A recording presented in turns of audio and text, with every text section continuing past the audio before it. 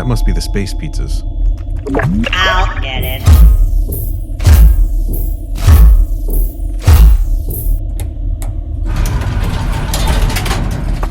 Bob, what the hell? Hey, Cooler Pot. I was wondering if you maybe wanted to go swimming later, just like old times. Okay. Smell ya later. Cooler Bot, where's my dang pizza?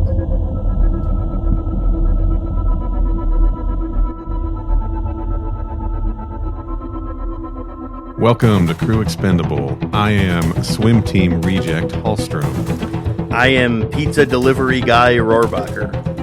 And I am pizza receiver guy, the sausage lovers pizza, Bob. And we are, not changing it, 3 pizza delivery boys who gotta wear the hat of the Alien versus Predator universe. That's right, baby. Love One it. thing stuck out to me in this movie, Mm-hmm. and it was the pizza delivery scene. Hey, that stuck out to me, but for reasons I'll explain later. Okay. Bob, welcome back to the show. What up? Hi, dude? welcome back. Welcome me back. Hello. Okay, What is welcome back. Sorry. It's my first time doing a podcast in a while. Your 40th time, 50th time on the show. Something like that. Hi, everybody. Hello. Yeah. What have you been up to?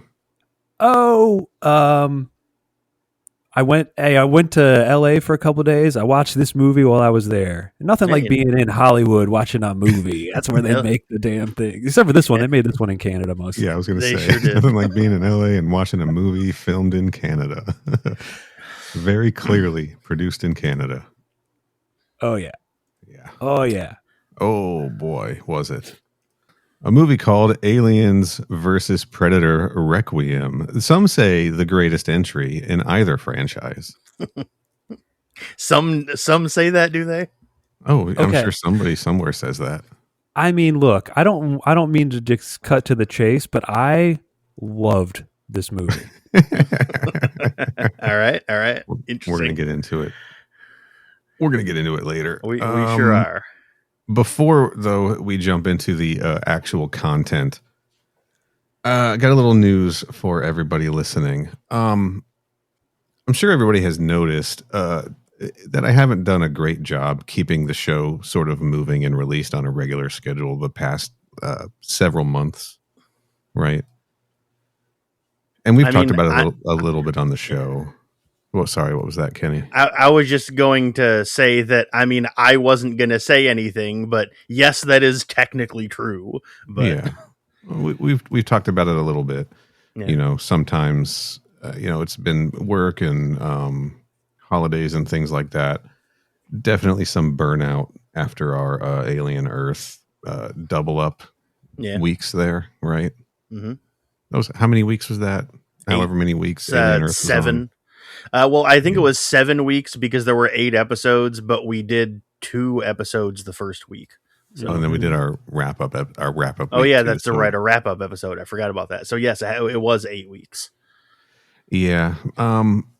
There's a little more to it than that. And I'm not going to do that thing that I've done on this show probably too many times where I overshare, right? Because people are pretty much here to hear us talk about alien junk and sometimes predator junk.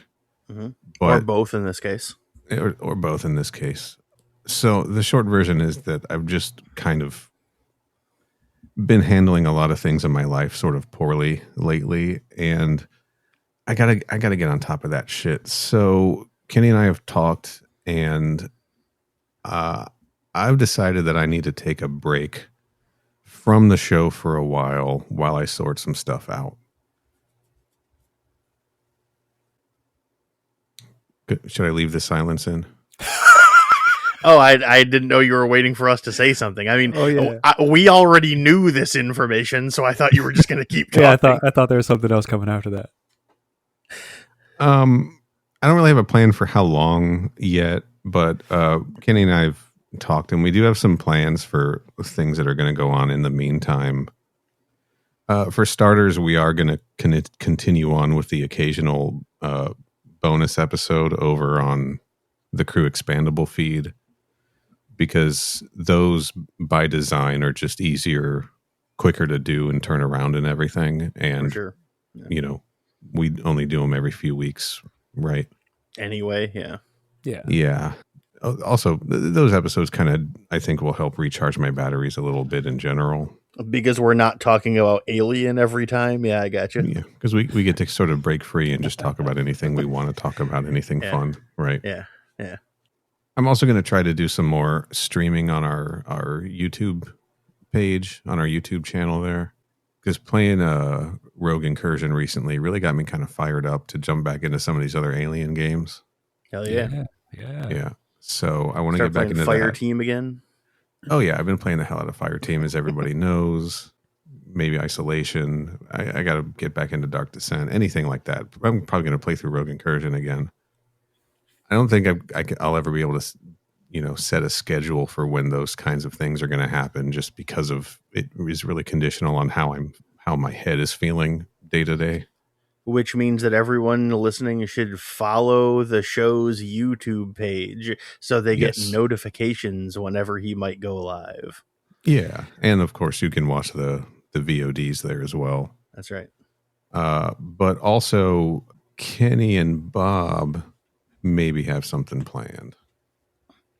Yeah, we've been knocking around the idea of maybe occasionally Bob and I doing an episode and dropping it on the main feed like we did with the Predator Badlands episode. It's not going to necessarily be as regular of a thing as the normal show typically is, but just every little while, whenever we feel like doing one, we may decide to get together and knock one out, or maybe we won't, who knows. But the plan is we're discussing it. It may end up being as regular as this show has been recently. Yeah. So yeah, I just got to take a little pause for a while, everybody. From doing these episodes does take a lot of prep time, especially depending on what we're covering, right? Mm-hmm. I mean, it's not just jumping on the microphones. It's several hours, reading or watching the thing or playing the thing and doing research about it. And then for me also, several hours of editing and putting everything together and uploading and scheduling and all of that. So it's something that I'm just not able to stay on top of right now. For sure. And I hope everybody understands. I'll be back. The show's not ending and the show's not going anywhere.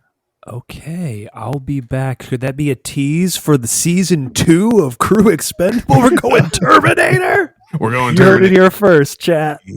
Crew Expendable 2 Terminator. Because that's such a circular timeline, we're starting with Terminator Genesis, then we're going right into the Sarah Connor Chronicles. That's right, baby. Yeah.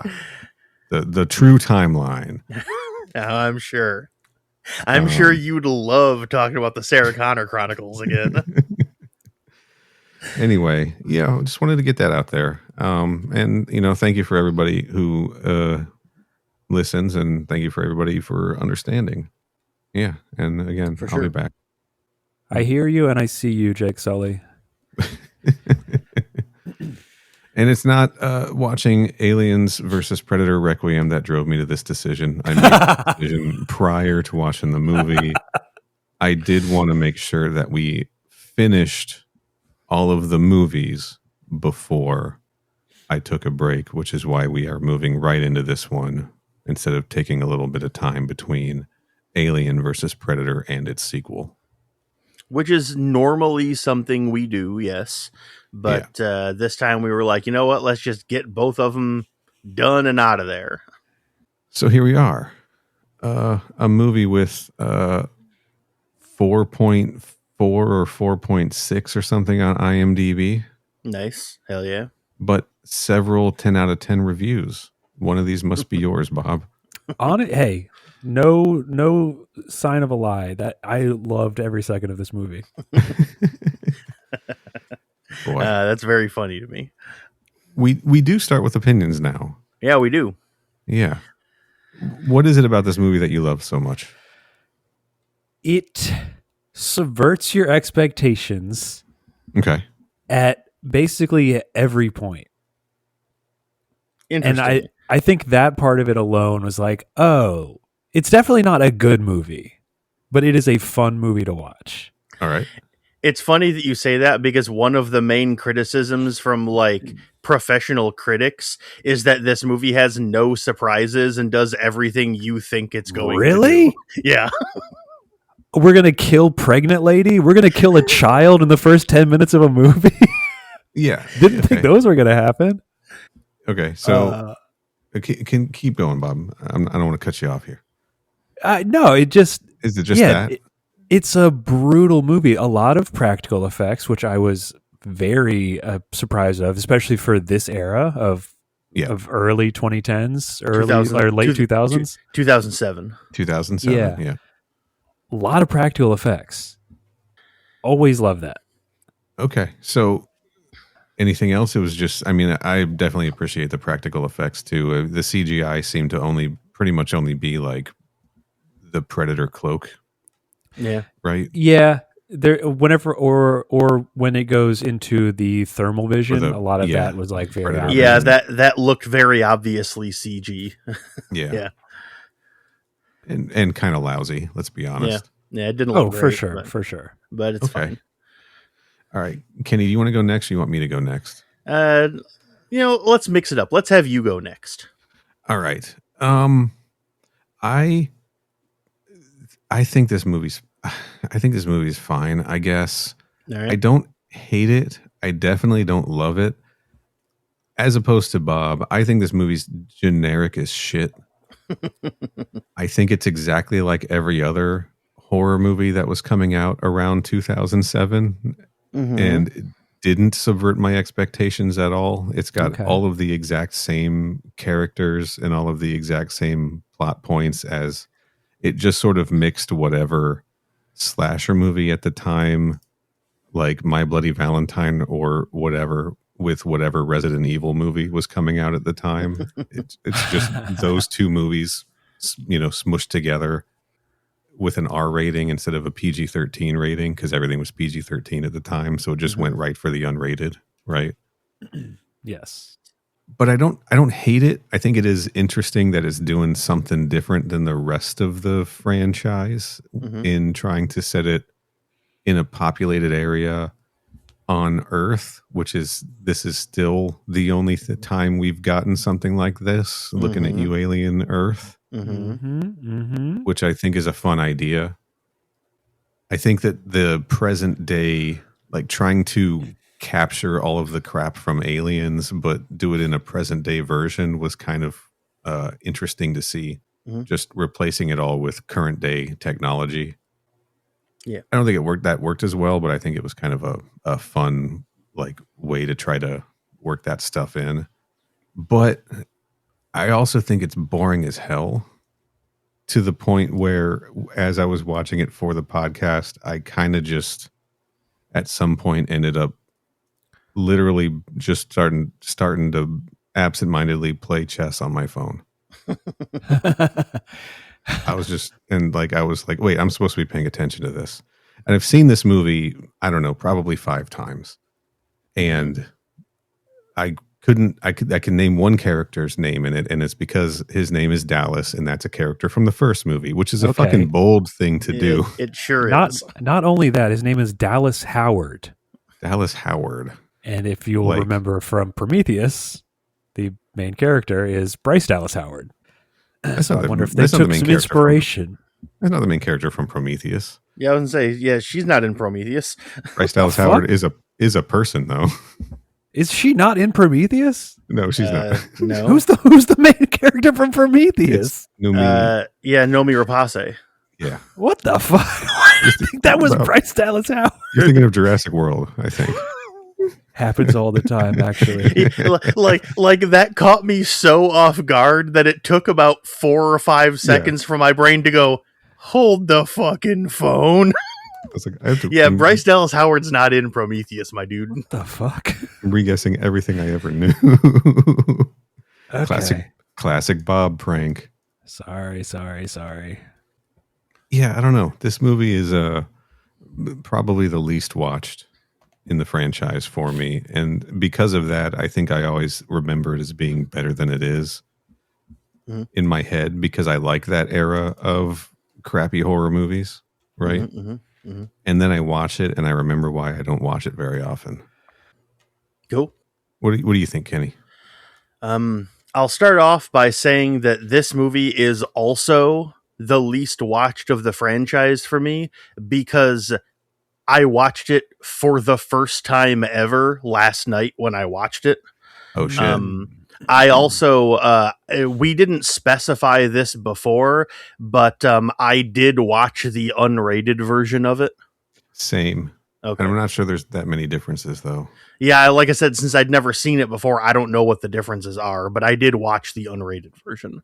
But yeah, I watched it for the first time ever last night, which means that as of last night, I have actually officially seen every single Alien movie, because this was the holdout for a long time. And as far as how I feel about it, Neal, I hate to break it to you, but you're on an island. I loved this fucking movie. Yeah, dude, yes. Oh, shit. Okay. All right. I had a great time with it. It was a lot of fun. I liked the action scenes a lot. The practical effects were really good. The movie actually, I mean, like, I was pushing back on Bob when he said this to specifically pull this gag later. The movie did do a lot of stuff that I did not expect or see coming. Okay. All right. My one big problem with the movie is that the movie's fucking lit like shit, and I couldn't fucking see anything. Like, I watched the entire movie, and when the movie was over, my first thought was, I still kind of don't really know what the Predalien even looks like. Yeah. But yeah, the movie did a lot of stuff that I really liked. I had a good time, and it was because I was trying to put myself in the mindset, in the frame of mind of this being 2007. And so therefore Prometheus hasn't been made yet. Covenant hasn't been made yet. And so this movie is intended to be canon to the Alien films. And so thinking about it through that lens, I found the movie a lot more interesting, because I started to notice a whole bunch of things where they're like, oh, this is supposed to be like an explanation for why it worked out like this, or to be able to enable the movies that happen later in the timeline to happen, et cetera, like trying to fit it in with Alien canon. I was like, yeah, actually, okay, this movie works a lot better than I expected it to. But yeah, I thought this movie was great, and I was having a really good time watching it. What are some of those things?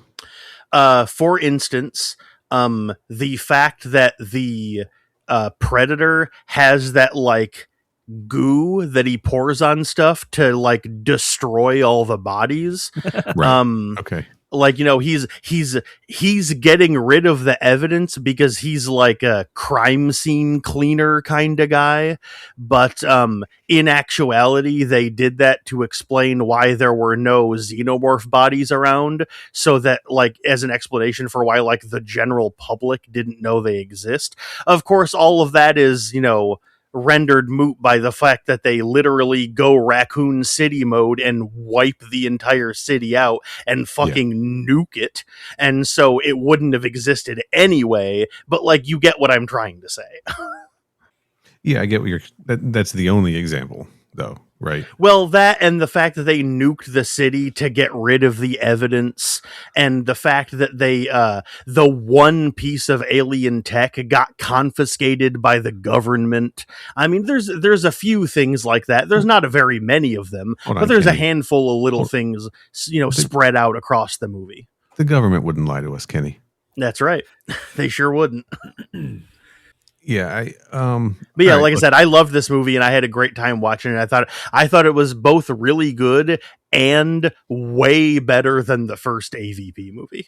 Wow. The first AVP movie is legitimately just terrible to watch. Like I thought that movie was okay, and I didn't like hate it, but I like genuinely actually liked this movie. I think this one's a lot better than the first one.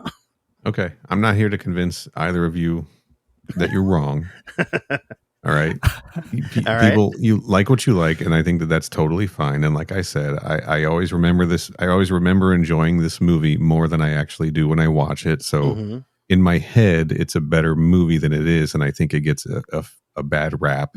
That's fair. And then I sit down to watch it, and I'm like, no, this is actually pretty bad. And I think that the truth is that I've just outgrown it, just in the same way that I've outgrown many of those same horror movies that came out around that same time.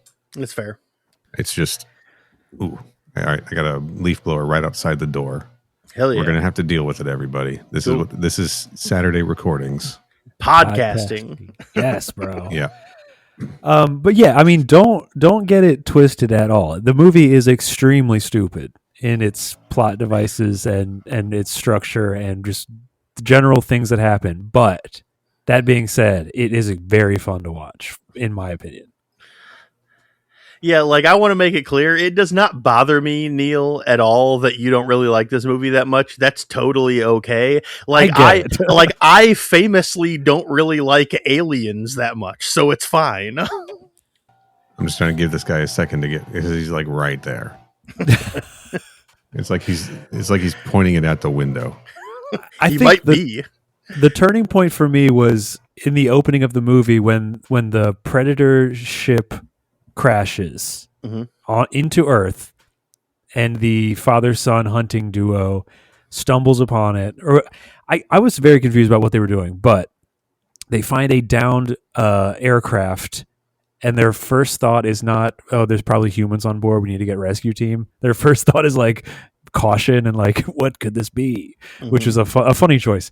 And then within seconds, they are both dead, father and son. They kill a child in the opening of the movie, and I was like, okay, that's the tone, I guess. Yeah, don't get me wrong. Like, they kill it. It's fucking brutal. Yeah, that they face hug a child immediately. I just can't get over the stupidity, I think, of everybody in the movie.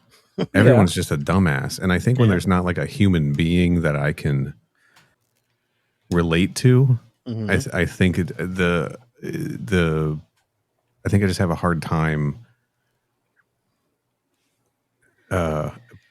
enjoying anything when I don't care about anybody in the movie. And I don't care about anybody in this fucking movie. I didn't care. I mean, it is rough seeing a kid immediately get grabbed by a facehugger, right? But bold I didn't care about that fucking kid. Yeah, same. I mean, we were introduced to him the same scene that he gets killed. So yeah, it makes sense. Yeah. I didn't care about that dad. I mean, I don't know. Shouldn't they have like called somebody first? Well, even people that they want you to care about. They set up the stalker and Jessie. Is that her name? Yes. Yes. The stalker and Jessie. Well, I'll get into that later. I'll explain it. Don't worry. They set up their like kind of unrequited or love story, but then she is still like kind of still into him or whatever, and then she gets killed. Yeah, you're talking about Ricky, right? Is that her name? No, his name is. His name is Ricky. Her name. His name is Ricky, the stalker. Yeah. Why are you calling him a stalker?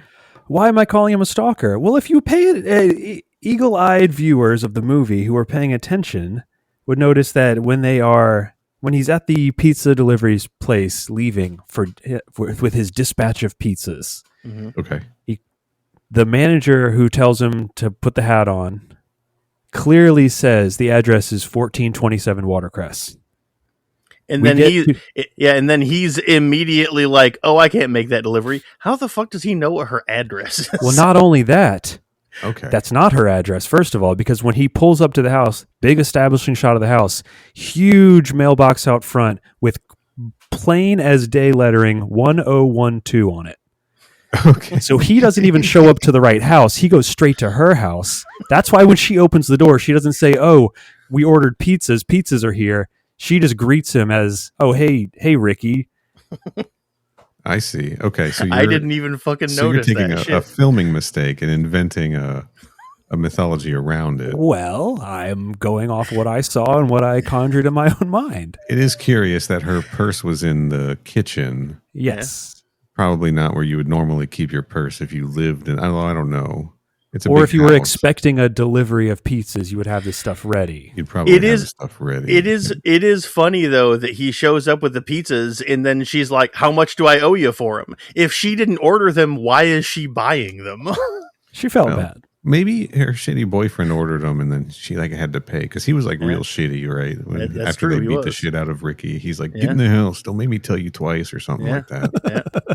This is what I'm saying. Everyone is not a real character. They're just the archetype, not even the archetype. They're the name of a type of character on the page, and that's all we know about them. They're not built out at all. Yes. There's this is the asshole boyfriend, and this is the girl next door, and then this is the guy who had a rough past who came back to town, and then this is his brother who's struggling, and then this is the sheriff, and then this is the mom from the army whose daughter doesn't like her. I loved that because that was clearly a we're gonna gender swap this trope, because they show a shot of the dad sitting on the couch by himself drinking a glass of red wine watching his stories when she comes in. Yeah, that's true. And they're like, "Gotcha, you fucking misogynists. Women can be in the military too." Yeah, and then she is supposed to be the Ripley insert, right? Yes. But I don't care about her. I don't care about the little girl named Molly, because all little girls are named Molly. That's the default auto fill-in, right? When you have a little girl character. Yeah, just like how when you have a little boy, his name is Timmy. Yes, that's correct. I was just going to say Timmy. As soon as you said little boy, I was thinking Timmy. Yep. It's just autofill. They autofilled all of these characters in. I don't know, man. And because of that, I don't care if anyone lives or dies, and especially because they all just keep doing stupid shit the whole time, including the fucking Predator. He's the biggest fucking dumbass. He's a dumbass. I'm sorry. The main thing I remember about him is that there were so many shots in this movie of him just standing there that they all started to blend together, and I couldn't remember which scene was which or what order he did things in. Yeah, well, because nothing he does makes sense.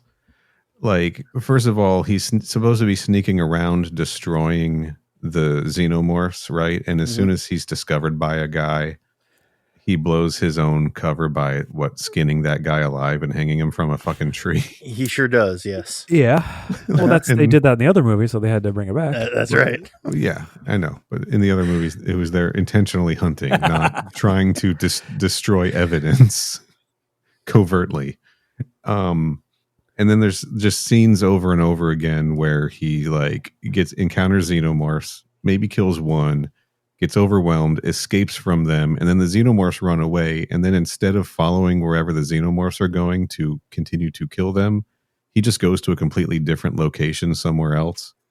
That's also true, yes. And it just, I don't know. It just seems pretty. He should have brought they should have brought a team to do this, not just this one guy. Yeah, I did find that kind of weird that he was seemingly the only one that cared about the xenomorph outbreak. Yeah, I don't know if he was supposed to be elite, the elite cleanup guy or something, Yeah, I don't know. He's the Predator's Agent 47 or whatever. I mean, I have to assume it's something like that, yeah. Well, he's bad at his job. I did kind of like his design a little bit, but I don't think, not because he was cool, but because he thinks he's cool. Right? He looks like he watched The Crow and sort of made it his identity. Really just kind of hard to tell what anything looked like in the movie because it was quite dark. Yeah. Yeah, really dark. So he's known as Wolf, I guess, because of his mask design. Sure. I like that his mask is a very dark colored metal, and all of his detailing is right. Mm-hmm. And I guess because he's supposed to be, this covert agent or whatever they have, right? And he's like not big and hulking like the Predators and AVP. That's true. He's not. I like that he's back to normal Predator size, and I like that he doesn't have like super overpowered weapons. He's got a lot of weapons, but they're not like crazy like the ones in AVP were. I liked that, like, whatever it was, like the whip or whatever, but that he was like cool. Using to cut xenomorph heads off with. That was kind of cool. The whip was pretty dope. Yeah, this does kind of feel like a movie made by Predator fans, just like the first one. Even though I've heard the argument of the first movie. Well, no, I guess what I've heard is that AVP felt like a movie made by Alien fans because the aliens kill the Predators so easily. Like they kill 2 Predators like almost immediately, right? Mm-hmm, yep. And that this one feels like a movie made by Predator fans, which I guess that checks out. Although the ones at the beginning, the one at the beginning who just like starts rapidly shooting his shoulder cannon and crashes his own ship. Yeah. He deserved to die. Well, I suppose we can't all be cool under pressure, I suppose. Clearly. Not only are you allowed to not really enjoy this movie, but I'm kind of honestly having fun listening to you complain about it. Like, it's one of those things where, like, you'll bring up something about it that sucks, and I go, yeah, man, I can't disagree. Also, though, I totally disagree because it actually rocked. You're like, you're absolutely correct, but I still loved it. Yes. Yeah, I don't know. I don't think that this movie's trying to do anything to make you, like... I think that this movie probably knows it's fucking stupid. Oh, yeah. Yeah, probably. And I don't think you're supposed to think too hard about it, right? Should we talk a little bit about who made this movie? Sure. Yeah. Sure. So it was written by Shane Salerno. All right. Looked him up a little bit. He's credited for doing the screenplays for writing the James Cameron Avatar sequels.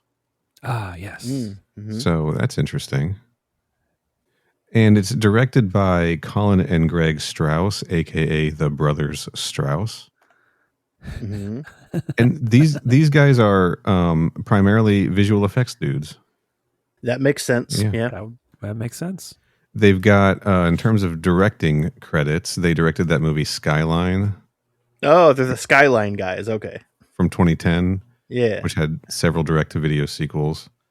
They also directed, here's one for Kenny, the Crawling music video. Linkin Park's okay. Crawling music video. Hell yeah. Crawling in my skin. I got you.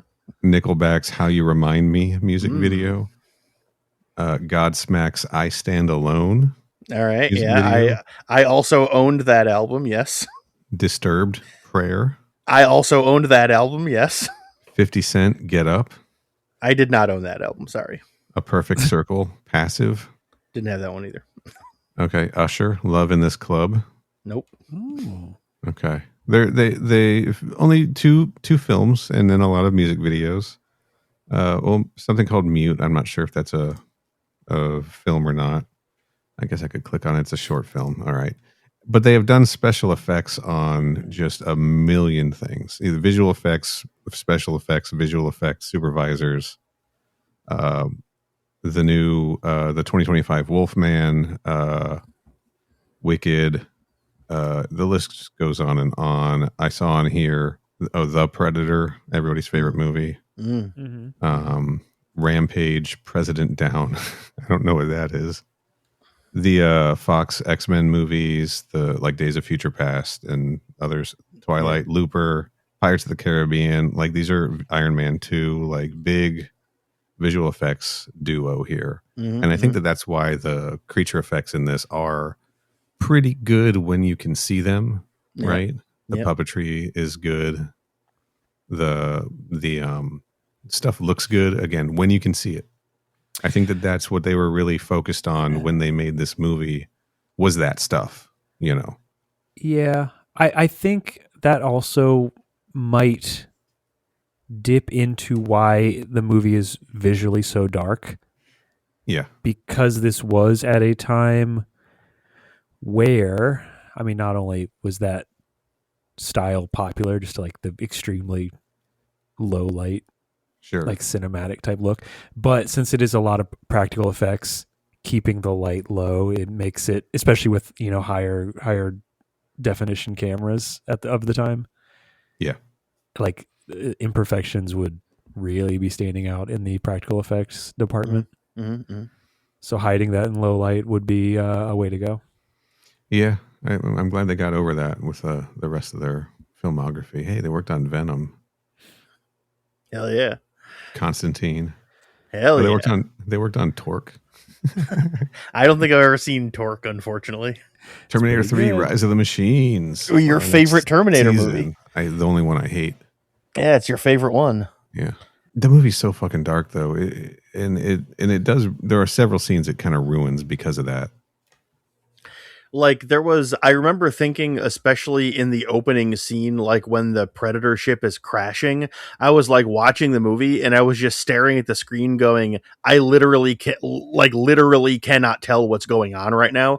I can't actually see anything. I just see a bunch of like things moving and like something is slimy. And there's like a lot of like light glistening off of stuff, but like I literally can't actually visually understand what's going on. It got to the point where I literally just cranked up the brightness of my TV to be able to watch the rest of the movie. Yeah, did it work? Well, yes, in that I could see stuff better, but the brightness had to get cranked up so high that it started leaving like that like negative color impression, where like the black started like got so black that it starts to like glow a little. You're just like watching it in like inverted colors, basically. Almost, yeah. Yeah. But I was able to see the rest of the movie moderately well, so I suppose it's still a win, technically. Was your sound mix all fucked up? Not that I know of. Yeah, I'm not aware of it being. I mean, maybe it was, but I hadn't seen the movie before, so I have nothing to compare it to. I had parts where the like quiet scenes with just dialogue, it was so quiet that I could barely hear people, and then it would get super fucking loud when like action and explosions started, and then go back to like people talking and I could barely hear them, and then when people were talking during action scenes I could barely hear them over all of the action. it was really and I tried like turn my external speakers on, turn them off, change the audio settings on the TV. I couldn't get it right. I had to watch it with subtitles, which I usually have on anyway because I'm old, right? Yeah, I also about maybe halfway through the movie turned on the subtitles as well because it was like 2 or 3 in the morning and I didn't want to wake anyone up by turning the volume up. So it also counts as reading that way, right? That's true. So I can add it to my Goodreads. Yeah, that's correct. Yeah, and when you do 5 of those, you get a personal pan pizza. Hell yeah, that's what I'm looking for. Yeah, I don't know. What do you think of who's your favorite character? Favorite character, or who's your favorite character we feel the most pity for? So many lovable characters in this fucking movie. Who's your favorite goddamn character? I couldn't tell you because I don't remember anyone's names. Nobody's fucking name. I don't know. I don't know the difference between fucking the wife of the guy who got skinned and the woman who exploded, Darcy, and I don't know which one was Darcy and which one was Kelly. Darcy I know who Kelly was. Darcy was the one lady. Darcy was the one that was with the sheriff at the end of the movie. Okay. Yeah, she was like the one other person that went with the sheriff to the middle of town. That was her. There's a lady, Victoria Bidwell, credited as Pregnant Sue. You think she still puts that on her headshots as a I feel the character I felt the most for was Ricky. All right. Ricky, the stalker.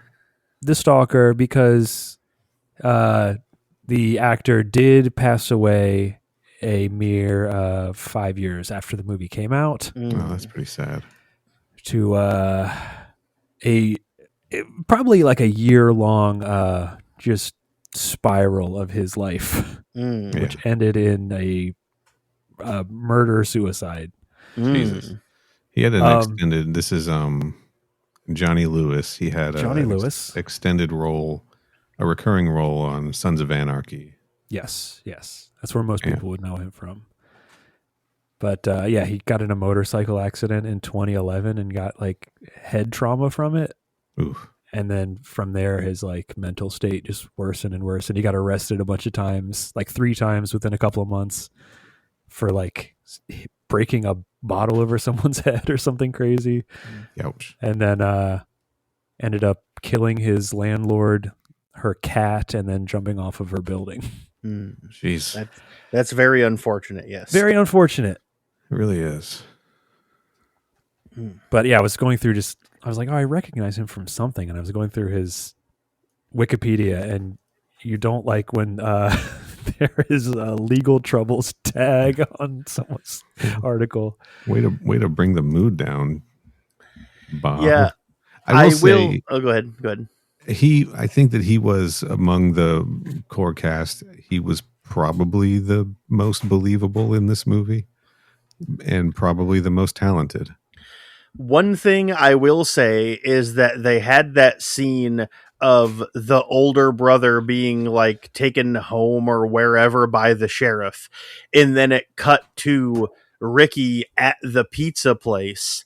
And I thought that was the same character as the one we had just seen with the sheriff. I didn't realize until the scene where the two of them met in like the apartment or whatever and were talking. That's when I found out those were 2 different characters, and I went, oh wow, they really managed to find 2 guys that look like they could be brothers, because I thought it was the same fucking dude. Interesting. I didn't think they looked like brothers at all. One thing that's just like a little bit more general, though, that I will say about him is that not specifically him, but part of the reason I had such a hard time telling all these characters apart and not remembering who was because unlike the first one, I had never seen any of these actors before ever in my entire life. None of them were even vaguely familiar, and I did not know who anyone was. Oh, they're all Canadian. That's a lot of Canadian locals, that's fair. A lot of TV actors. Pretty much everyone was, had been on a bunch of episodes of TV and then got the chance to be in an Alien movie, which, like, look, I would do the same. Absolutely. I don't care who's making it. If some like, and hey, despite what you may think from our intros, I'm no actor. All right, that's right. But if someone was like, "You want to be in an Alien Predator movie?" I'd be like, "Yeah, let's do it." I don't care who's making it. Uwe Boll's Alien versus Predator 3, sign me up. All right, hell yeah, I'll be there. Yeah. How did we feel about the Predalien Predator wolf fight, like the climactic at the end helicopter battle? I think it's stupid that predators always take so long to take their fucking masks off when they're in the middle of a fight. Yeah, I understand. And the alien was just standing there watching him, letting him do it. Yes. Yeah, that's the time to strike. If you're a Predalien and you're listening to this, when that predator's taking his mask off real slow, just attack him. Don't wait, just strike. All right, that's a little tip from me to you. So you weren't a fan of it? It was all right. I didn't hate it. I certainly didn't. It didn't blow me away. I think it was. I think I prefer that overall more than like. No, I'm taking this back because I think. I was going to say I think I might prefer that to like when the predator was swinging a xenomorph around and the xenomorph was like throwing acid at it from his cut off tail in the first movie. But I don't know. In Alien versus Predator, at least it felt kind of ruthless. In this, it felt a little more WWE. Okay. until the end, I guess. But also it was at night on a dark rooftop in a movie that's already too dark, and it was still a little difficult to see everything that was happening. Until the end, when they were like stabbing each other and the helicopter was taking off. Like, it was so hard to follow that I didn't realize that he was taking his mask off because it got all cracked and destroyed until I saw it, until they showed you on the ground. Oh yeah, it's funny you say that, because how you're like, until they showed it to show you while it was sitting on the ground. Even when it was sitting on the ground, I didn't notice that. Right. I thought he just took it off just to take it off. Kenny, where do you stand on it? I thought the fight was overall pretty cool, but I thought it was a lot shorter than it should have been.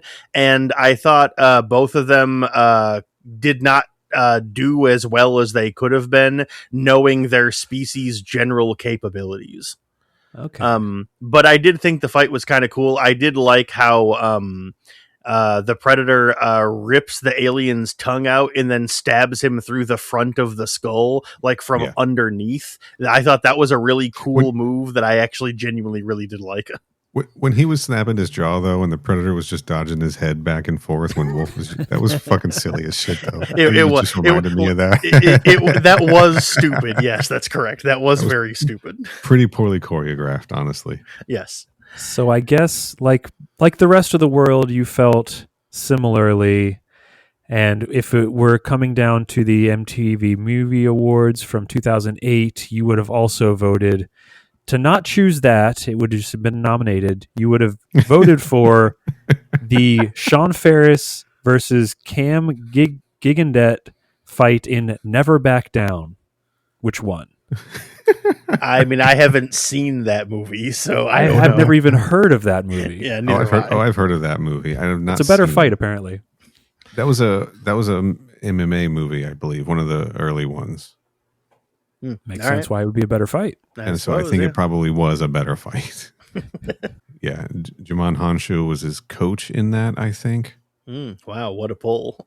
Yeah, and he says "Never Back Down" in the trailer, and that's where they got the title from, guys. Oh shit! Yeah, whoa, hell yeah! Yeah, I'd probably. What were the other nominees? Give me some others. Oh man, you're gonna love this one because the other nominations are for the Hayden Christensen Jamie Bell fight in Jumper, or the Matt Damon Joey Ansa fight in The Bourne Ultimatum. That's a tough. Or perhaps you lean more towards Tobey Maguire versus James Franco in Spider-Man 3. Or honestly, maybe if that's not your cup of tea, Chris Tucker versus Jackie Chan versus Sung Ming in Rush Hour 3. Rough year. This honestly, this didn't stand a chance. This one didn't stand a chance. I mean, I actually think The Bourne Ultimatum is a pretty good movie, but sorry, Brothers Strauss. Sorry, Wolf Strauss. And Pred Alien. Yeah. Can we talk about the Pred Alien? Yeah. First off, I think the name Predalien is one of the stupidest things I've ever heard in my entire fucking life. We were just saying this before the recording. I cannot believe how lame of a name that is. I am so glad they never, as far as I recall, never actually say it in the movie, because it is so fucking stupid. How about Yout Jalien? Yout Jalien. I actually kind of like that more, honestly. There's got to be something better. Zenouja.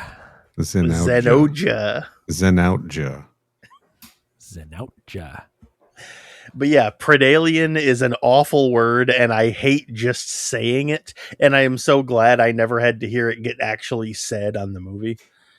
Let's never say it again. Okay, fine. Okay. What do you guys think of the Predator Alien hybrid? Not like Kenny was saying earlier. I'm not really sure what it even looks like. Yeah. Motherfucker grew to full size in like 2.5 seconds for starters. Yeah, it's like, okay, from what I can gather, it is a xenomorph with face mandibles and dreadlocks, and I think that's pretty much all it looks like. Okay, question. Yeah.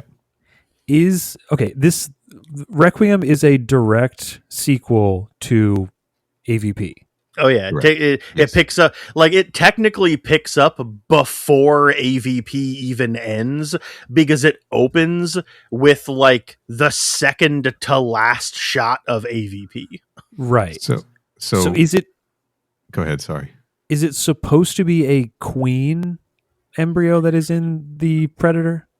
It must be. It has to be, because like, we see a scene later on in this movie where the Predator alien is like implanting embryos in people. So that leads me to believe that it must be a queen. So that was my question, because in my mind, the Xenoja did not look anything like, did not resemble the queen enough to have that DNA. It kind of has queen head, but it gets mixed up because it kind of throws you off because it kind of looks like Predator mask. Yeah. Yeah, that's what I thought it was.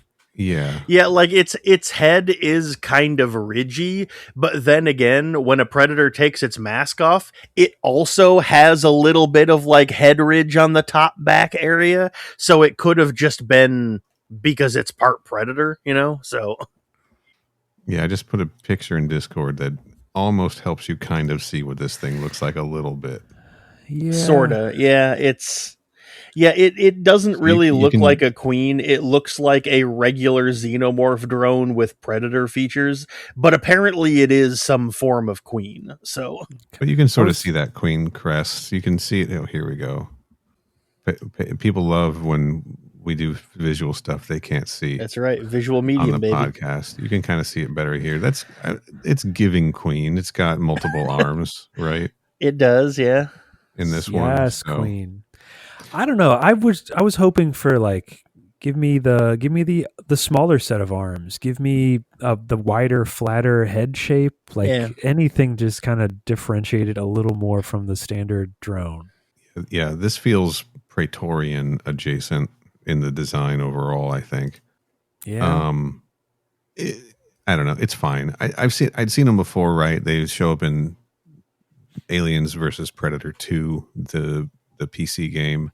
They probably show up in the AVP game that Kenny and I failed to play successfully. Yeah, right? Probably. They've probably shown up in a number of times in other media. So like, yeah. I'm not crazy about the design in general whenever it shows up. Like the first time I saw it, I was like, that's cool. And then every time I saw it after that, I was like, I get it. Yeah, like this specific design that they use in this movie for this creature, I don't think is a super great design, but like conceptually, I think that idea could lead to a very cool monster design that just happened to not lead to that this specific time. Gotcha. But conceptually, I think a part Predator, part alien xenomorph is cool. Like, I think that is a cool, fun idea that I just don't think they capitalized fully on here. Maybe that's the real reason the movie's so dark. Oh shit, no. maybe. Oh no. How do you feel about it making out with you and pumping embryos down your throat? That scene is I don't want to say my favorite one in the movie, because obviously it's not. But I will say but I will say that it might be the most interesting scene in the movie, because I think it is a very cool concept that the movie doesn't use enough. Just like the idea of a xenomorph queen being able to like just pump embryos directly into people is like a really like fucked up and like unsettling idea that I don't think the movie does nearly enough with. And so like that started happening and I was like, oh shit, this is a really fucking cool idea. And then they never fucking went anywhere with it. And I was like, what the fuck, man? So it does it to the lady in the diner, and then it does it to all of the women in the hospital. Yeah, all the pregnant women in the hospital. Yes. Yeah, which is horrible. Yeah, it is. Yeah. It's like genuinely like unnerving and kind of terrifying, which is part of the reason I liked the idea so much. I was like, yeah, man, like alien movies shouldn't be like generic action movies. They should be fucked up in this specific way. Yes. Well, there you go, Kenny. Yeah. I mean, like, because think about it, man. That's like a big part of the reason why Alien, the first one, is so effective, because it does similar shit to that, you know? It is, but what it does is it expands that idea and that concept out to everyone so that it's like men experiencing that too, the horrors of those kinds of things. And in this movie, it's like, no, we're going to concentrate and focus this specifically on pregnant women. Yeah. And there's something that's kind of extra icky and gross to me about that I was like, this feels like they missed the point. Like they should have thought about this an extra minute or two before they put it in the final draft. I mean, it's That's definitely fair. There to shock and make you feel gross. I mean, the idea, I think there's an idea just as scary that the predator alien hybrid can do this, and that there are a number of immobilized people throughout this hospital for a number of reasons, right? That are helpless and can't get away. So instead of just having this localized to the maternity ward, it could be any number of people who are bedridden and can't get out, right? You've got geriatric people, you've got people with broken legs, people for any number of reasons, and then you've got the whole hospital turned into this xenomorph nest, and all kinds of people, strung up over, having this happen to them, not just one specific type of hospital patient. That's fair. Yeah. That was my initial thinking of like, boy, they sure are focusing this on people who are having it rough already. Yes, this is true. Yeah. And also the scene where the predator alien, because we're not saying that word anymore, was just in the baby, the newborn. Yeah. Like, you think it ate them all? Yeah. Yeah, it's funny that you say that, because like one of the establishing shots of the showing what's going on in the hospital was just showing all of the babies lined up, and I went, oh no, this movie already proved that it's willing to kill kids. And then if the predator alien does kill those babies, we don't see it, but then that doesn't matter because the entire town gets nuked and vaporized at the end anyway, so all those babies did still end up getting killed. If that thing didn't kill him, the U.S. government did. That's correct. True. But yeah, like I definitely, like, I saw all those babies lined up, and my immediate thought was, oh no, is there a scene in this movie where a xenomorph runs in and kills a bunch of infants? The Bush administration, everybody. That's right, baby. I know we're not saying pred alien, that contraction anymore. Yeah, you just said it. Well, look, I was on the Xenopedia doing some research, and you're not going to like this, but credited to predator hunting grounds, they also call the hairstyle on the predator predlocks. Hate that a lot. Is that okay to say? I don't think that's okay. I don't think that's cool, guys. Okay, I don't think that's all right. Yeah, I really fucking hate that a lot. Nice work. Guys, what are we doing? Oh boy. Somebody's got to write a letter. Oh, brother. Yeah. Also, this thing grew, like I said, to full size in like 2.5 seconds, which is something about this universe that really bugs me. But I guess sure did. Maybe these are altered xenomorphs designed to grow to full size because they were part of that hunting ritual. Blah blah blah. You can come up with some reason. Yeah, I mean they have to have a movie happen at some point. I don't get hung up on this stuff too much anymore. There is a scene of Predator Vision. I think it's when he's in the sewer, when he's setting up like the laser grid traps. That was kind of dope.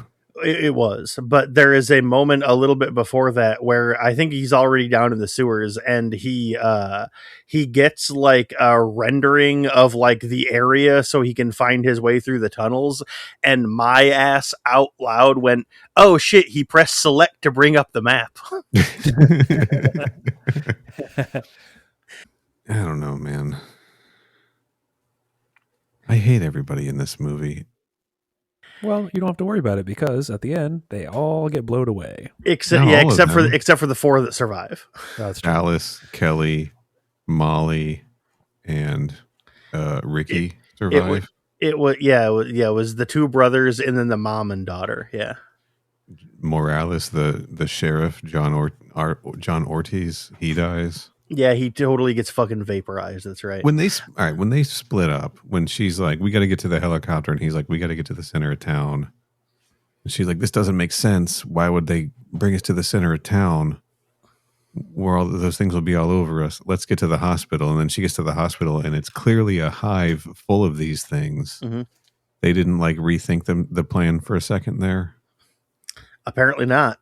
I guess they thought that the hospital got overrun so quickly that the helicopter like didn't have a chance to take off. I guess I don't know. Like I don't know what her thinking was. Yeah, but they're literally like, let's go through the place where all of these things are to get to the helicopter.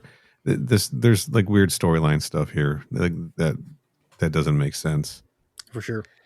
The helicopter doesn't live at the hospital, right? The helicopter lives at airport. Well, it's on the roof of the helicopter. It's their medical. Yeah, it's their like medevac helicopter. Right. But I'm saying that doesn't live at the hospital though. It lives at the airport. It just goes to the hospital to drop people off. Lives at the airport. There's also one at there's one at the hospital, one at the airport. They said. Well, I mean, I don't know. My confusion is whenever you see one at the hospital, there's not a helicopter just waiting there. Apparently, because they would need to keep the helicopter pad like empty so that a helicopter bringing someone in would be able to land. Yeah, they can't just have it stay there. Yeah, and that's a good point. I didn't even think about that until you brought it up. Or whatever this town is. Yeah, Gunnison, Colorado. Yeah, they keep one at the airport. Okay, or they keep one at the hospital and at the airport is what I was trying to say. Do you think when Dallas showed up on the bus and the bus said crested butt, that was supposed to be a joke? You think they thought that was funny? And they're like, hey, leave it on the bus. That's funny. I don't know. I have no idea if that was done on purpose or not. Would do on purpose. Yeah, probably.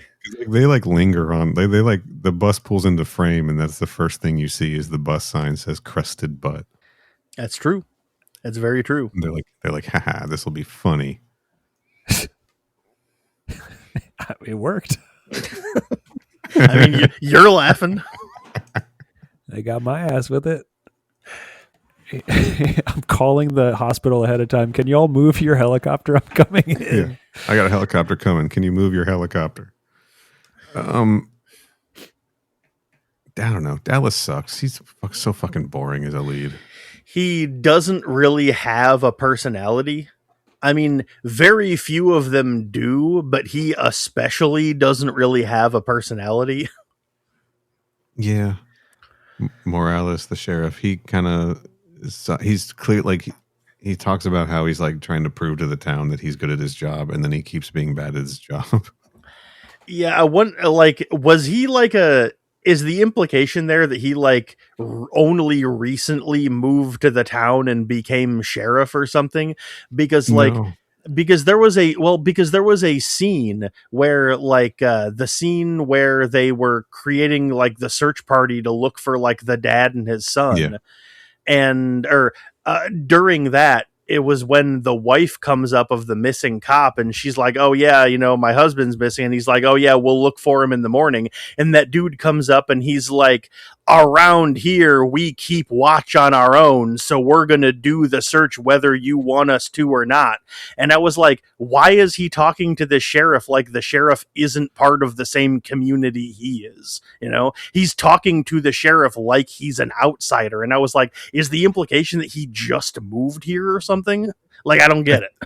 I think the implication, he said that line to Dallas about how he's had enough of a problem convincing everyone in the town that he should be sheriff as it is. I think maybe they haven't had to have a search party like this ever before. And I think that the people in the town just don't think he's a good sheriff. That's fair. Or the movie doesn't know what it's doing. I mean, that is a possibility, yes. It's one of the two. Or both. Probably both. The only other thing I had in my notes was, do we think this is maybe the last time we have seen the trope in a movie where they go to the sporting goods store to stock up on guns? Because that as a concept kind of stopped existing around this time. Like gun stores were more popular and sporting goods stores kind of stopped selling guns. Yeah, as sporting goods stores have closed like this. When did the Dawn of the Dead remake come out? That was before this. 5. I think it was 2004 or maybe 05. Yeah.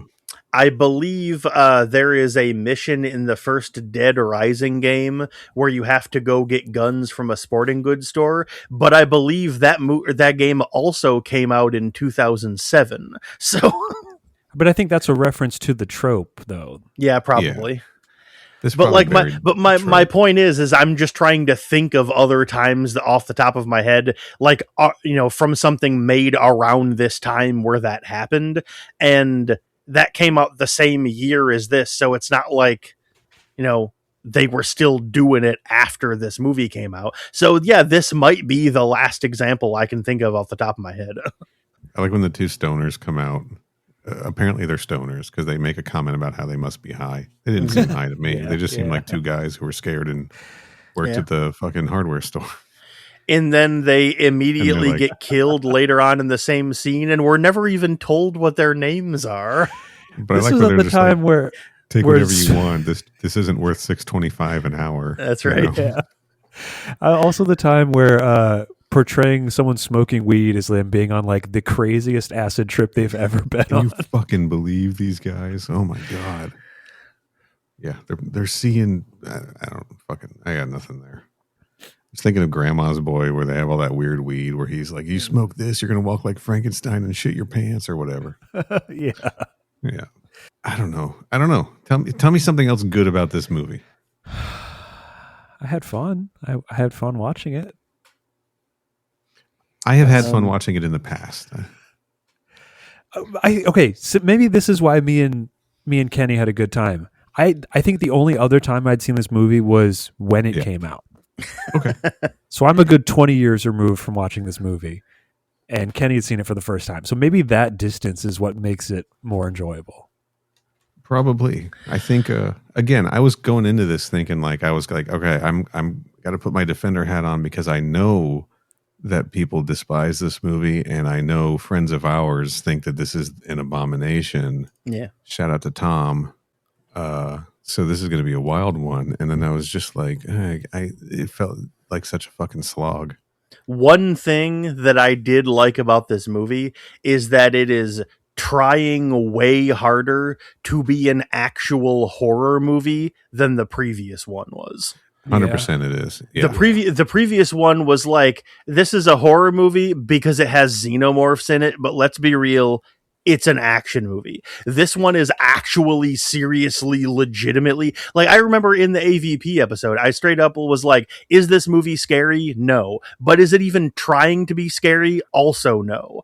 I'm not saying this movie is scary, but it is trying to be. And so I really respect that a lot. Like, not just because the kid's getting killed, but like in that opening scene of the movie, like with the dad and son, like, where they think they're being stalked and then they get attacked by the face hugger. The dad's arm gets fucking melted off by acid, like, yes. Oh yeah. And like the scene in the pool where they get jumped by the xenomorph and like 2 or 3 people get killed while they're trying to escape. Like, this movie is actually trying to be a horror movie, which that right there gives it like a couple of points just on its own from me. I did really respect and enjoy that a lot. I think it says a lot about the era this movie was made in. It came out in the same year as Rob Zombie's Halloween, which is just where we were with horror movies at the time. Yeah. Right. So it was trying to fit into that. And that's a movie that I fucking hate. I hate that movie. Like the House of Wax remake had only come out a couple of years prior. The House of Wax remake, which that was 2005. I think that movie is actually pretty good. Yeah. But that was from this era as well. I'm just not sure that Aliens and Predator fit into that. I just don't think they knew what else to do, you know? That was the style at the time, as they say. As they say. Where basically every horror movie had to basically just be a slasher movie. There's not even like, if we wanted to run the story down of this, it would be, that Predator ship that didn't originally in the theatrical release look like the Predator ship at the end of AVP, but then on the unrated release was changed to actually match it. The Pred alien we saw at the end of AVP crash makes the ship crash, and facehuggers escape. A Predator comes to Earth to try to clean up the mess, and the aliens get loose in a small Colorado town, and survivors try to survive it, but then the government blows up the town. That's the entire fucking story of this movie. It sure is, yeah. Right? That's it. And along the way, we're supposed to care about some characters, but we don't, because they're it's like someone wrote tropes of characters on a piece of paper and then mostly erased them. Yeah, I mean, everything about the movie feels like first draft except for the special effects. Yeah. Which I think is kind of like of the era. Like, this is going to be, we're going to make a graphic, shocking visual experience. The plot, whatever. We'll figure it out later. It was like an overcorrection because the last movie was PG-13, and they're like, "Oh, you want an R-rated one? Well, here you go. Yeah, we're gonna have 3 chest bursters explode from a pregnant woman." Yeah, fuck you. Yeah, I mean, also the first one, just tonally, like it goes like Ancient Aliens kind of territory, and it's just a mishmash of like, oh, you like The Thing, right? Well, what if it wasn't a shape-shifting creature? What if it was just xenomorphs and predators? Yeah, and then we're going to remake it as Prometheus in a few years. That's right. Yeah. That's right. 8 years later, baby. I'll say one thing I like in theory about but I don't like in execution. I liked in the hospital scene when Wolf, the Predator, took out his throwing his frisbees. Mm-hmm, yeah. Mm-hmm, mm-hmm. His ninja stars. Yeah. And he was throwing them at facehuggers and cutting them in half. And then that one like flies, and it just like, it ends up cutting Jessie in half and like pinning her to the wall. Yeah, she was like immediately fucking dead. Like she was standing there, and then it hits her and pins her like 4 feet up onto the wall, and she's not even like or anything. She's just fucking dead as hell the moment it fucking hits her. It was really funny. It was pretty brutal. It was quick. It was not really it was mostly unexpected, but we knew he was throwing these things around. So, you know. Yeah, but I liked that it wasn't. Oh, go ahead. I liked that it wasn't like teased out and suspenseful. It was just like a shocking kill. Yeah, for sure. As opposed to, and I think that like, you know, instead of trying to like capture, like make everything suspenseful throughout the entire movie, I like that they did some things like that were just like, bam, this character's fucking dead now, you know? Yeah. Keep the pace moving, keep you on your toes, make some things happen that you're not going to expect. For sure. Yeah. Because what were you going to say about it? I was surprised that they killed her, considering how much of the movie up to that point was spent developing their relationship. I thought the entire point was that the two of them were going to have like a trauma bond moment as they get out of the movie together. So like the fact that they did just, like you said, suddenly and abruptly just like kill her out of nowhere, I was like, oh shit, okay, that counts as one of the things I mentioned earlier where the movie did stuff that I wasn't expecting. Yeah, that was like subverting a trope for sure. And it mostly worked. Yeah. I don't have a whole lot else to say, I'll be honest. Yeah, that's fine. That makes sense. Yeah, same. Kind of same. There just wasn't a whole lot to this. Creatures looked pretty good when you could see them. Yep. They moved pretty good. Yeah, I'm going through my notes to see if there's anything else that I want to mention. The Predator planet looks kind of dumb. Yeah, they I don't think they knew what to do with it. It looks like something out of Stargate. Yeah. Yes. Very very Stargate. I liked that Wolf had 2 shoulder cannons, and when they broke, he took one off and used it as a pistol. Mm-hmm. That was kind of dope. Call them plasma casters and get yelled at by Kenny, like happened to me. Hey, I didn't yell. I just commented. All right. Called my ass a nerd because I called them plasma casters instead of shoulder guns or whatever. Like, yeah, he called it a plasma caster, and I was like, "Whoa, nerd alert!" Most people would have just called it a shoulder cannon, but all right, plasma caster, sure. They are called probably plasma casters. I think what they're called. We don't care about the names. I don't know the fucking names. But let's see. Like I said, I'm going through my notes to see if there's anything else. I thought this exchange was really fucking stupid. You know, if we go down there, we'll be covered in shit. And then they go down there, and he goes, "Wow, it's really gross down here." Yeah, dude, no fucking way. Are you for real? Seriously? God, the fucking ex-boyfriend. Yeah. Dale? What a dumbass. The pool scene. Yeah. Kind of stupid. Where'd that xenomorph come from? Why did he decide to swim through the pool? I don't know. Xenomorphs in water is usually pretty cool, but that was kind of dumb. It was a pretty good, kind of a fun chase through the school, but then, I don't know. Something else that it kind of subverts expectations in a way where I was like, why did they bother doing it then? Is they had this entire, not even really a subplot. They just kept checking in with the daughter who was playing around with like those night vision goggles. And right. I was like, oh shit, her having those means she has like, you know, the same like visual capabilities that a Predator does because he also has like night vision. Oh, what kind of cool thing are they going to do with that? And then nothing ever fucking happens with that. Yeah. Like I thought the whole reason that was there is because like maybe the Predator would lose his mask and then find that and like be able to figure out that, hey, I can get my night vision back with it or whatever. But it's like, no, nothing ever goes anywhere with that. And I was like, why'd you fucking do it then? That's a rad idea. That would have been sick. But also in that scene, I liked how her dad was looking out the window and he goes, "See, no monster." And then literally a third of a second later, there is just a xenomorph filling up the window. Like not even a second. Like the moment the line's done, the xenomorph is already there before you even have a chance to fully process what it was he just said. And that like immediate edit was so fucking funny to me.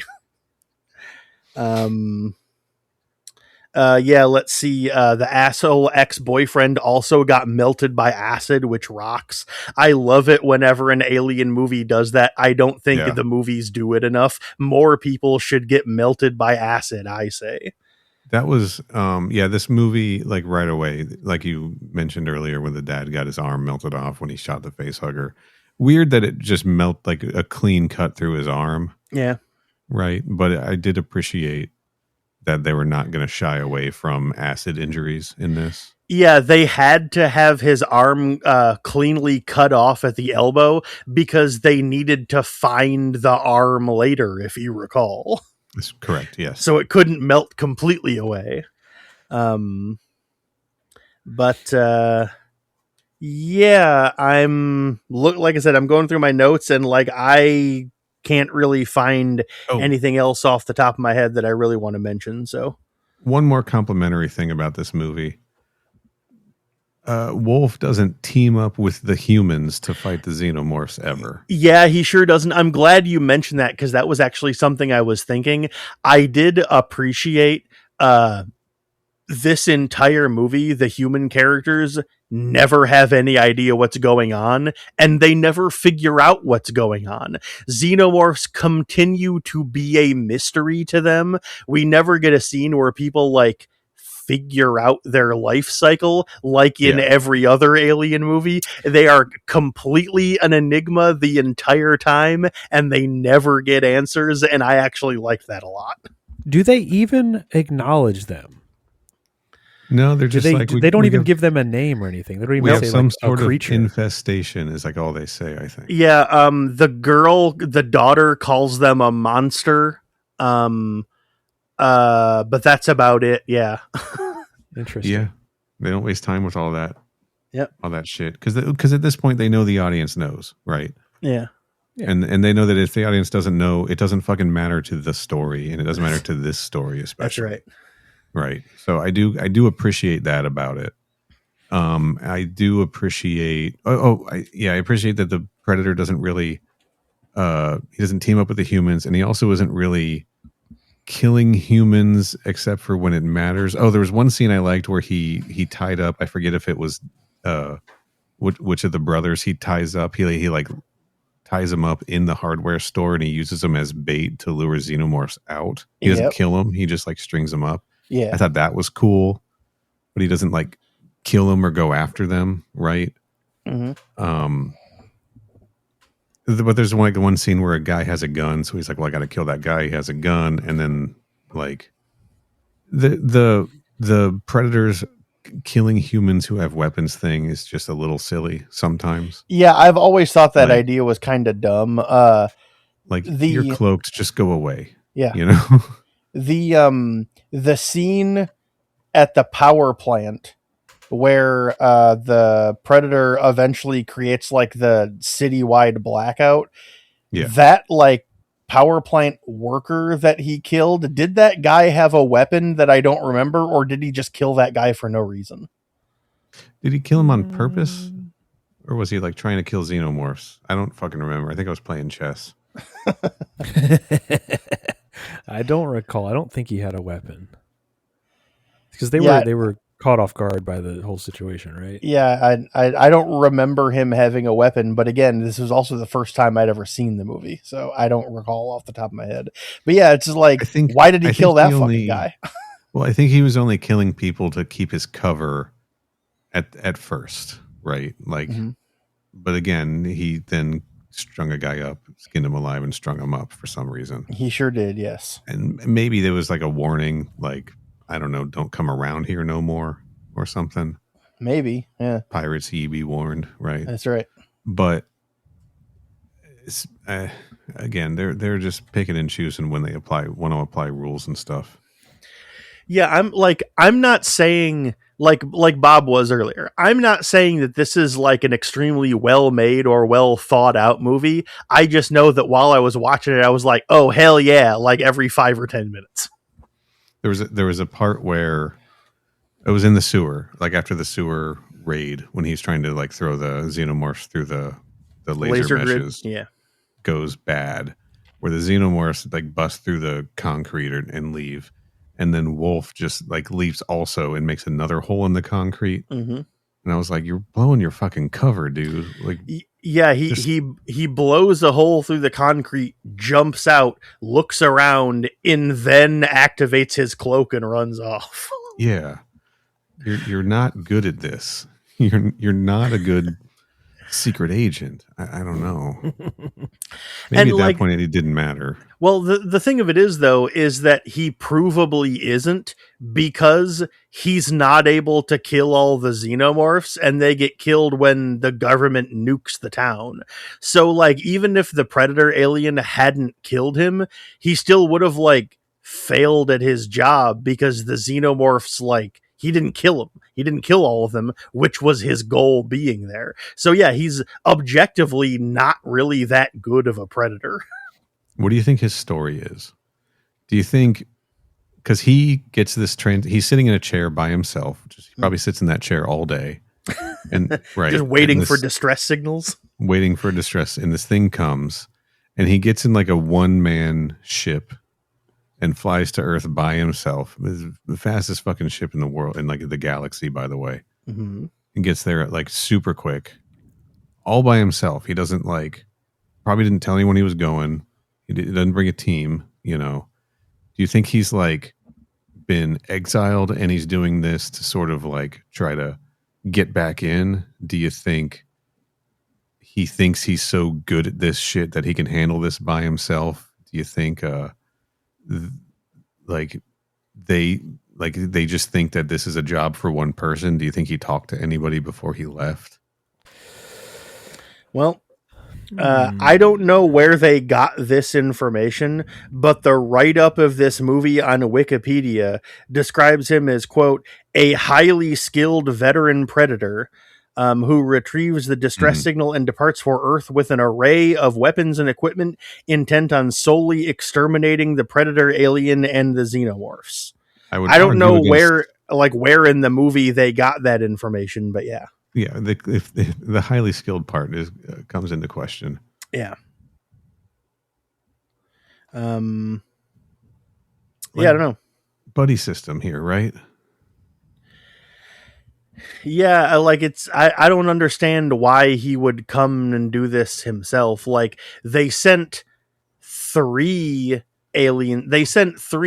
like unblooded aliens to go kill an entire temple, predators to kill an entire temple worth of xenomorphs in the previous movie.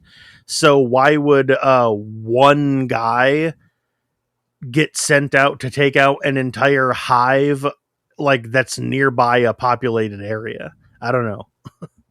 Yeah, no, teamwork makes the dream work, guys. That's right, baby.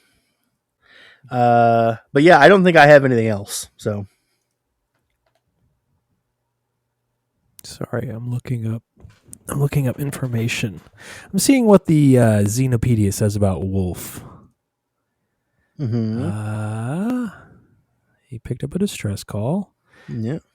And then he took wrist blades, combi stick, laser mines, and a whip made from a xenomorph tail. He put 3 episodes of the Joe Rogan Experience on his iPod Classic for the ride. He's canceled. Yep. He's right wing. Yeah. Wolf. Yeah.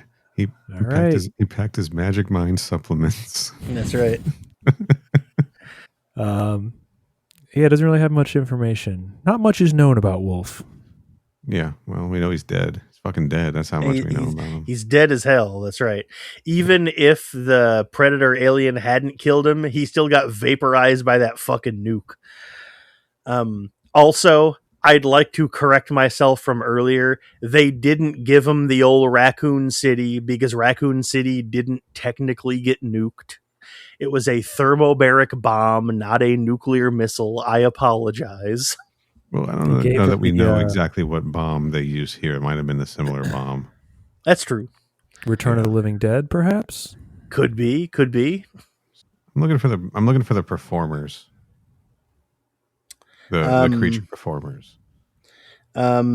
It says here that Ian White plays Wolf and Tom Woodruff Jr. plays all of the xenomorphs and the predator alien.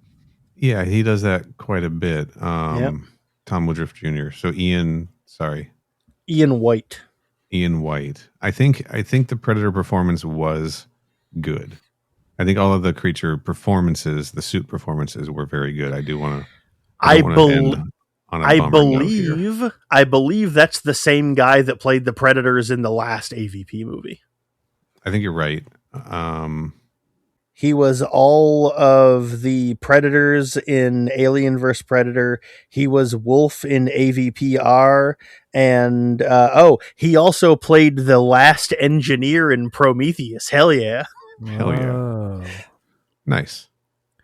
I dig it.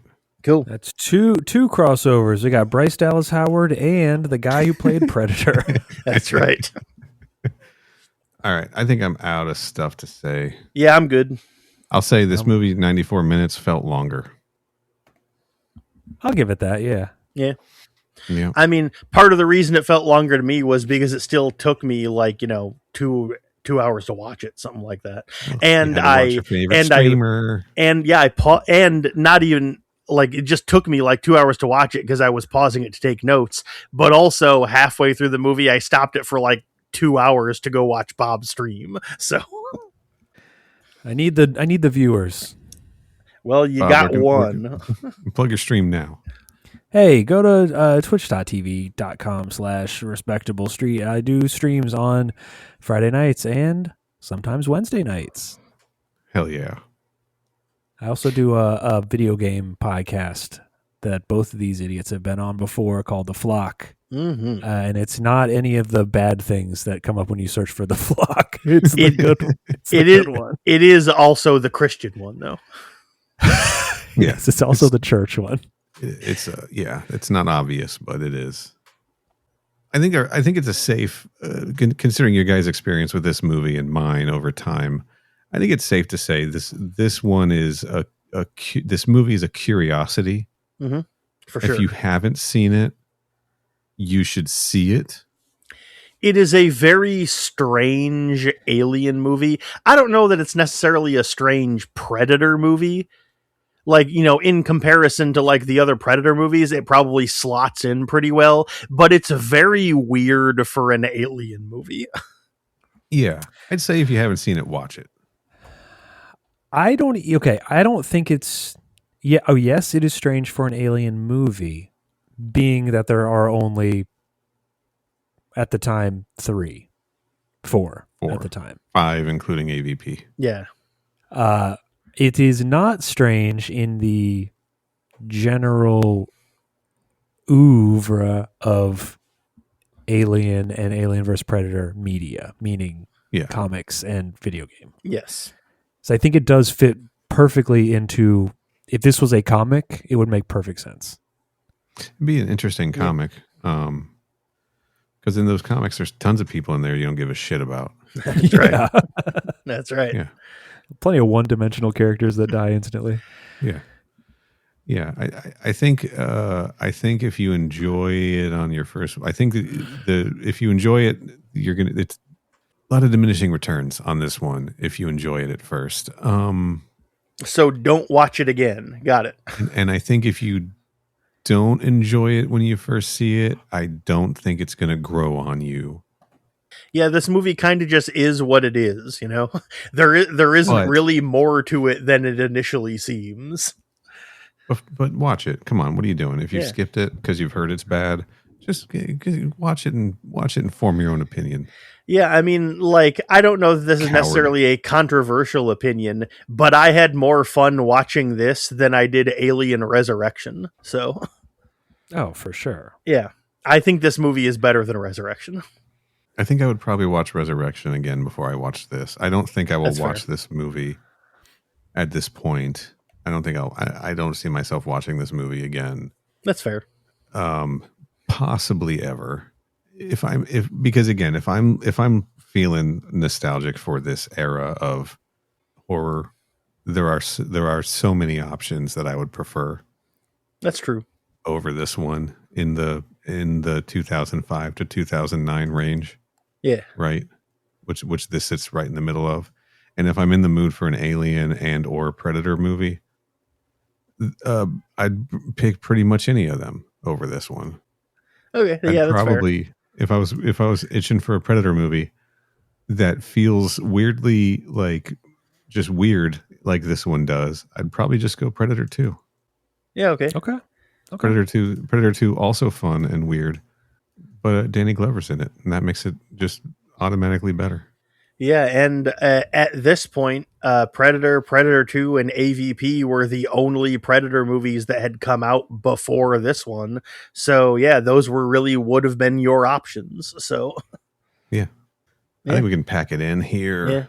So, Bob, plug your stuff again. Again, that repetition. Podcast. It's not church, but it's called The Flock, and it's also not the government thing. Secondly, I do stream that is on Twitch.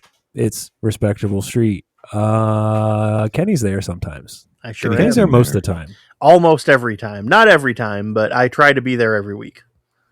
I was asleep. Nice work. Okay. Yeah, it's fine. Last time you were watching my streams, you had seizures. So I think you get a pass. I really was asleep. I started watching this movie and I fell asleep, and I had to finish watching it late at night and go back and start it over. Yeah, I got about 45 minutes in and then took a break to go watch him stream. And then while he was streaming, I started playing video games. And then I just kept doing that and forgot I had been watching a movie until about 2:30 in the morning, where I went, oh shit, I haven't finished AVPR yet. And so I had to go start watching that at like 2:30 in the morning again. Hey, Bob, why is your podcast called The Flock? I don't know. It was named that before I joined. Okay. I'm not an original host. You sure aren't. That's correct.